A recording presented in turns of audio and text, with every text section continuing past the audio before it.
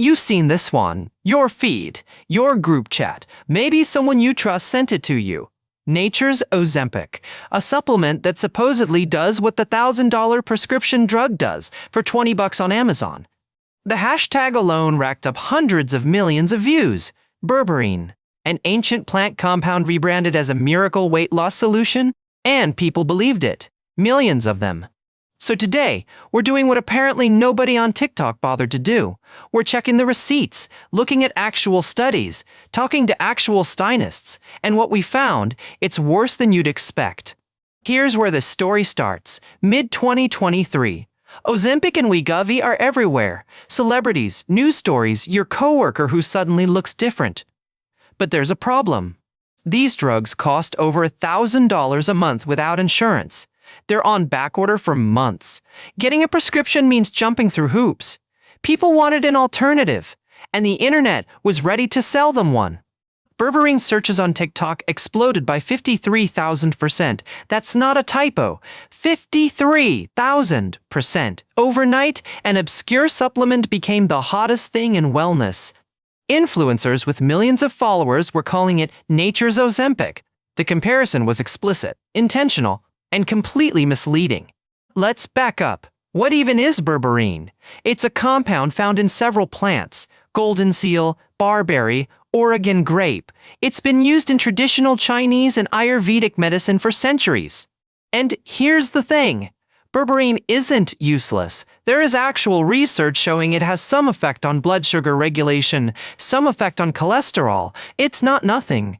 But some effect and works like a prescription drug that took billions of dollars to develop? Those are very different claims, and that's where the marketing got clever.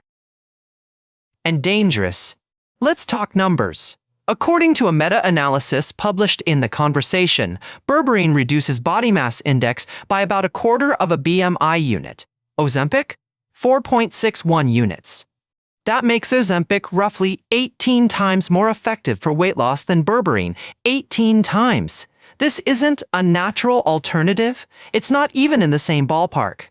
But here's where it gets more interesting. It's not just that berberine is less effective. It works through a completely different mechanism in your body. We're comparing apples to spacecraft here. According to Dr. Joseph Najiru, a scientist who examined this claim, Ozempic is a GLP-1 receptor agonist. It actually reduces your appetite. It slows gastric emptying. It fundamentally changes how you experience hunger. Berberine, it works through something called AMPK activation. It affects insulin sensitivity and glucose metabolism. Important? Sure, but these are completely different pathways. Here's an analogy. Imagine someone tells you their bicycle is nature's Tesla. Yes, they both have wheels. Yes, they both move you forward. But the comparison is absurd. And yet that's exactly the kind of comparison that went viral. Why? Because it hijacks medical credibility. Ozempic signals science, FDA approval, clinical trials. Nature signals safe, affordable, accessible. Put them together, you get a marketing message that sounds scientific but requires none of the actual science. No prescription needed, no doctor visit, just add to cart. Now let's talk about what nobody in those viral videos mentioned: drug interactions. According to The Conversation, berberine can interfere with cyclosporin. That's an immunosuppressant organ transplant patients need. It can mess with cough suppressants, blood pressure medications, blood sugar medications, and most people taking berberine from TikTok recommendations, they have no idea. Here's another thing the videos skip. Unlike pharmaceuticals, supplements aren't regulated for efficacy before they hit shelves. The FDA doesn't approve them. They're only pulled after something goes wrong. This means dose, purity, and potency can vary wildly between bottles, even from the same brand. You might think you're getting 500 milligrams. The actual amount could be anything. Let's talk about who's spreading these claims. According to research, only 2% of TikTok health videos about supplements include any kind of disclaimer. 2%. And here's the kicker. 69% of health creators on the platform have no relevant medical qualifications. None. They're not doctors. They're not nutritionists. They're content creators. Think about that for a second. The medical advice reaching millions came from people whose primary qualification is Knowing how to go viral, that's the algorithm we've built. And when actual experts speak up, they're pretty clear. Here's a quote from the lead author of the Endocrine Society's Clinical Practice Guidelines for Obesity Management, speaking to CNN. Berberine is not a weight loss drug and is not nature's Ozempic. There's no evidence to suggest that is true. That's not ambiguous. That's a direct statement from someone who wrote the guidelines. But here's the frustrating part. The debunking didn't work. Major news outlets, CNN, CBS, The Conversation, all ran stories in July 2023 explaining why the comparison was wrong. And yet, as of 2026, supplements are still being marketed with that exact comparison. The trend didn't die, it just evolved. Different faces, same false equivalents. So what's really happening here? This is a pattern we see over and over with supplement marketing. It's called authority transfer. You take the credibility of something proven and paste it onto something unproven. Ozempic works. Ozempic is expensive. Ozempic is hard to get. Those three facts created perfect conditions for someone to offer a shortcut. The demand was built in. And look, I get it. When a life-changing drug costs $1,000 a month, people look for alternatives. That's not irrational, that's survival. The healthcare system created this vacuum. But the supplement industry didn't fill that vacuum with honesty. It filled it with marketing, with influencers, with a comparison that sounds scientific but falls apart under any scrutiny. So what do you actually do with this information? First, be deeply skeptical whenever any supplement is marketed as a natural version of a prescription drug. That framing is almost always a red flag. The mechanisms are different, the evidence is different, the regulation is different. Calling something nature's whatever is marketing, not medicine. Second, check credentials. Before you take health advice from anyone online, look at their background. 1 million followers doesn't mean medical training. Viral doesn't mean verified. If someone's giving medical advice without MD, DO, ARD, or similar credentials, their recommendation should come with a mountain of skepticism attached. Third, and this is important, if you're considering any supplement, especially while taking other medications, talk to a healthcare provider first. Berberine's drug interactions are real.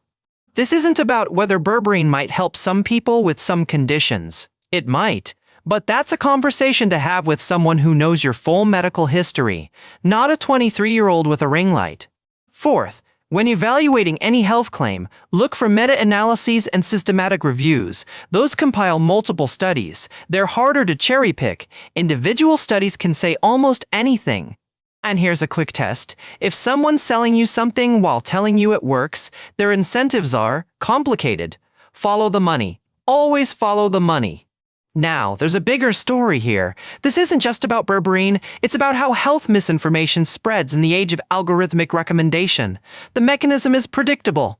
First, a legitimate drug gets mainstream attention. Then, someone identifies a cheaper substitute that sounds similar.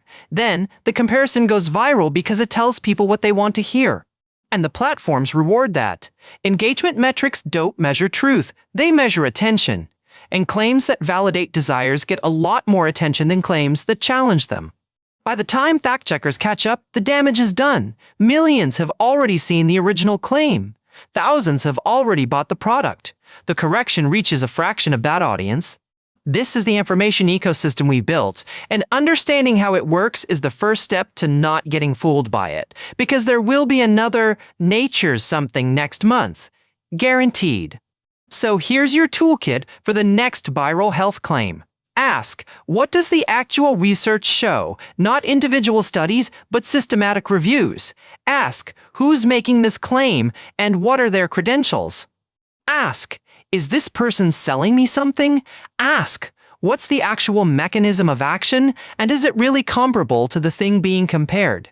Those 4 questions will catch 90% of this stuff. If you find this kind of analysis useful, hit subscribe. We investigate viral claims like this every week, separating what's real from what's just really good marketing. Look, berberine isn't evil. It's a plant compound that's been around for thousands of years. The problem isn't the supplement itself. The problem is the comparison. When you call something nature's Ozempic, you're borrowing credibility that wasn't earned. You're implying equivalence that doesn't exist. and you're potentially putting people's health at risk. All for engagement metrics. The internet moves fast. Bureau claims spread faster than corrections can follow. But that's exactly why we need to build our own filters. To pause before we share. To verify before we believe. Because the next Nature's Ozempic is already being created somewhere. Different ingredient, same marketing playbook. And now you know exactly what to look for. I'm Internet MythBusters, and that claim, busted.